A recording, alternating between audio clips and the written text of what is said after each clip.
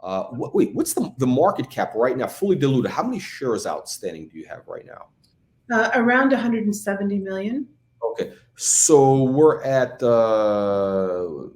what's the? Should I do the math? Is it like 50 million? No, today's valuation is less than that. It's Canadian around I believe 25 million, and US probably somewhere around 18. Yeah, given the recent slide. 20 million. Okay, so I gotta take remedial math. So $20 million is what is the value of the business. So essentially, if you were looking at this as as let's say Warren Buffett would look at, okay, I'm paying $20 million, and essentially for an opportunity to dominate this niche. And although the word niche is maybe it's not a fair word because it's a massive opportunity. I mean, essentially, you're going to be playing a key role in this $1 trillion plus wave that's out there. Yeah, and Jack, think about it. Just a couple of months ago, our valuation was in the 70 million range, and we are much more valuable today than we were even 6 months ago because we have that many more clients, that many more users, that many more verticals that we're looking at. So as per the earlier message, the market hasn't caught up. There's all kinds of factors beyond our control. I get lots of calls from investors saying, what's going on? Well, I don't control the market, but what I can control is our business, or help to control is our business, our user experience, our sales, and we're doing an amazing job there. So is it a really good opportunity? Yes. And have we had overtures from groups that are looking to acquire us? It's not the time. We feel we've got lots more. You don't want to do it. You don't want to do it here. By the way, we have some good questions coming out. I want to get to the audience questions in just a minute. We're going to get to the audience questions. But I want to kind of go back to the valuation here. So if you have a $20 million valuation, right?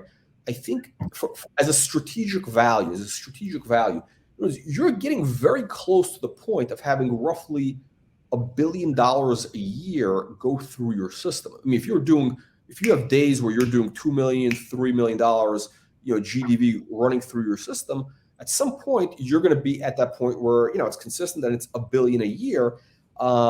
That's very valuable. I mean, that's a very valuable financial, institution, neobank, what have you, fintech. I mean, because that's it's worth, I would say, a lot more than $20 million. I mean, we're going to have to see what the market, is going to value it at when, in a few months when the market's kind of stabilized. Because again, everything has been crashing. I mean, your stock is down, SoFi is down, Upstart, Marquette. I mean, like everything is all the, so I mean, it's basically it's kind of gone with the, with the sector. Well, maybe actually, I think you've held up a little bit better.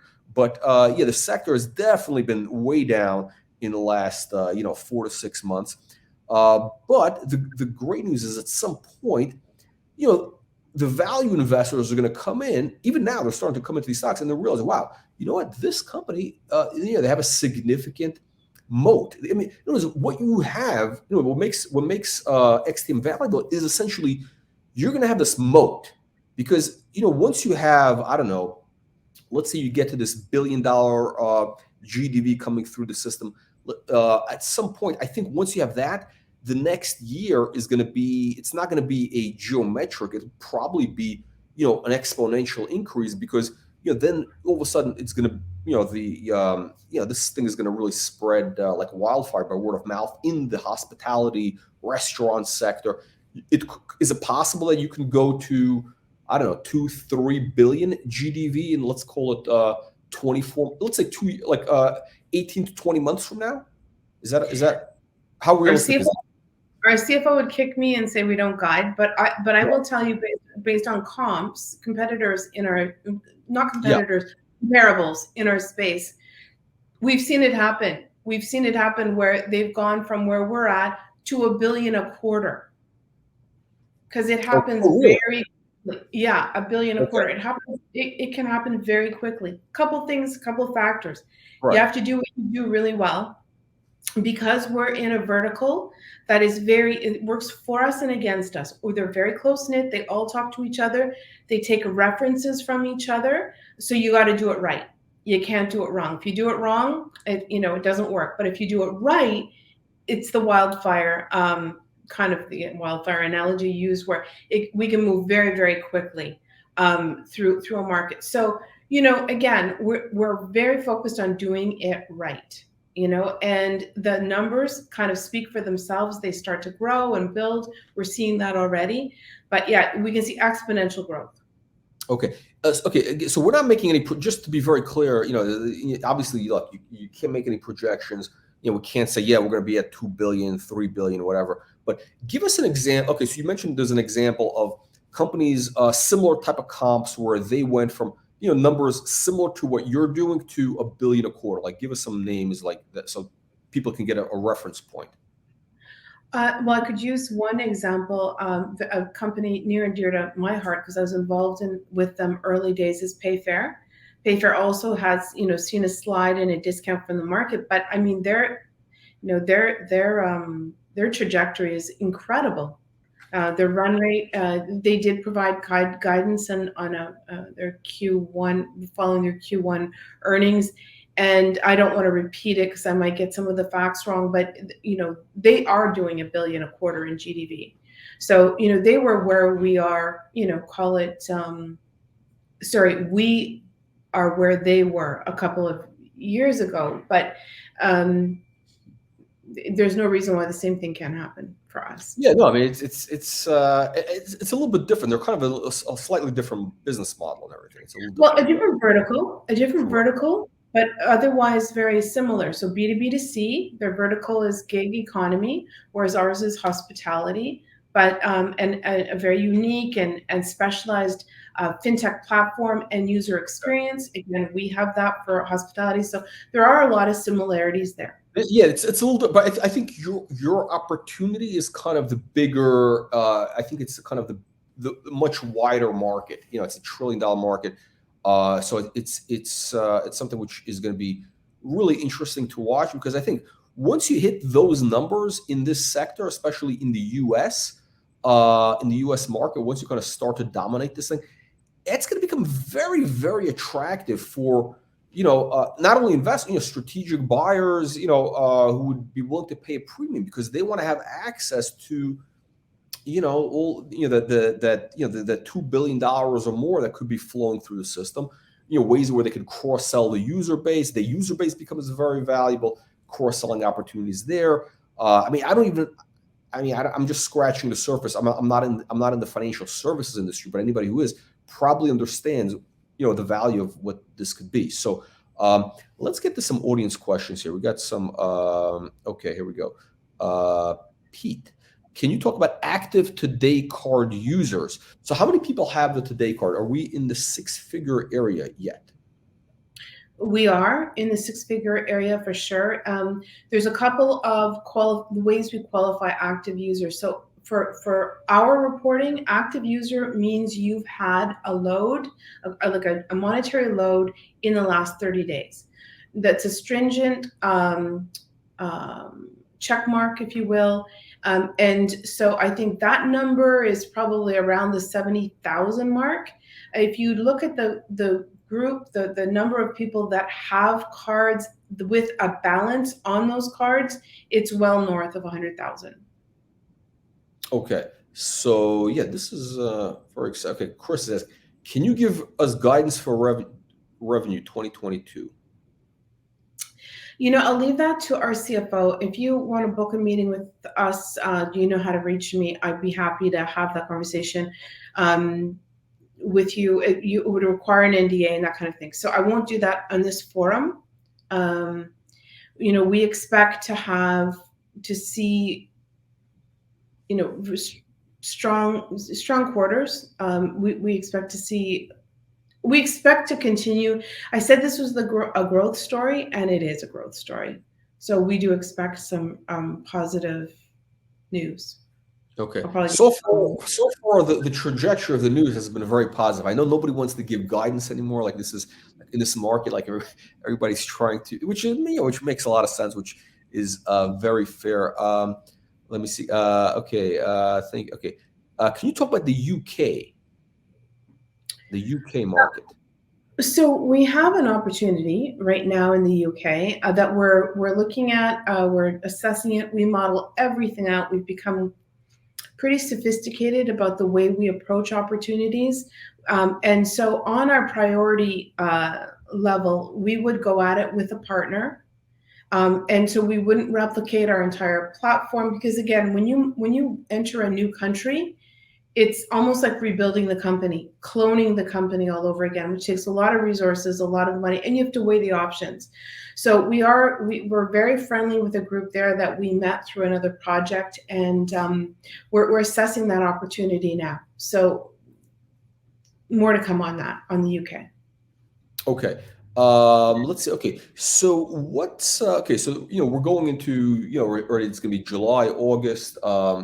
What kind? It's going to be, the summer is going to be relatively slow. So investors are looking for they're looking for any type of hope in this type of down market. So what kind of news flow? What kind of news flow can we expect to see from XTM over the summer? Can we expect some exciting activity in this market? Yeah, so we expect to have a very busy summer. We've got a couple of really stringent milestones for our company that, everyone at XTM has the option to be a shareholder. Almost, I would probably say over 90% of them are. So we're all gunning for this target, which will be an announceable target. We also have a lot of onboardings happening. Like it's super, super busy. Our office used to be teeming with boxes and people stuffing boxes to get onboardings happening, and now that's all automated, so it happens from the manufacturer. They get their cards issued and so on. So I don't see as much of that going on, but we see it in the numbers. So we will be able to announce. We're working very hard at the engagement stage and contractual stage to be able to name our clients, because we know you guys are all looking for that and waiting for that, and we want to tell you. So we're putting a concerted effort forth to be able to name those clients and new verticals as well. We hope to be able to announce a new sector. Yeah, no, I think so. I think what also something that we should mention is, okay, so you mentioned you hired basically your sales team increased 5x in the past couple of weeks, right? So there's 5 times as much people out there pushing the story to the restaurant services industry. I mean, I don't know if you can extrapolate, but basically in theory, if you have 5x number of salespeople, you might get, I mean, I would think, okay, 5x the revenues or the metrics you're doing now. I mean, does that fair? That's the plan. That's the plan. Our targets have, as we add more and more salespeople, our targets increase. So we actually have a meeting on that early next week to talk about those moving targets. Because we see, we use a CRM, and that CRM is just now super robust. We've got, an inside salesperson, a sales operations person too, that's filling that database. We generated a lot of leads from the Restaurant Canada show, from the NRA show in Boston, and all of that is bubbling up now. And yeah. I think that's the main. Okay, so this is a very important thing to focus on. So essentially, because your sales team increased in size by 5x, again, salespeople, not everybody, we know how it works. But the reality is, if somebody doesn't work, you get more people. But in other words, the system is in place basically now that we could expect potentially to see if we extrapolate, from what you have now, 5x in terms of metrics, a 5x increase from the metrics. And I guess that would place you into, like you said earlier, sort of in that same trajectory as this Payfair, right? Very similar. Is it? In other words, is your sales team today the size of their sales team was at the time when they went to this? Is that? Can we? I'm just trying to draw the connection. Yeah. Yeah, and that's probably where the two companies aren't super similar, because they actually only have one business development executive, and he's been able to, through relationships, been able to garner the business that they have. We're a little different because we have hundreds and thousands of clients, And so it does take a little bit more effort there to sign them. But I think it is fair to say that as we invest, if we're smart and we're investing in sales folks, we should see an ROI. If we aren't, then we're not hiring the right people, right? So I think, Marilyn, like up until recently, I think a lot of your early business was more of it was like word of mouth. You got from word of mouth, and some of your executive team probably had contacts. So but now you could really start to. Is that correct?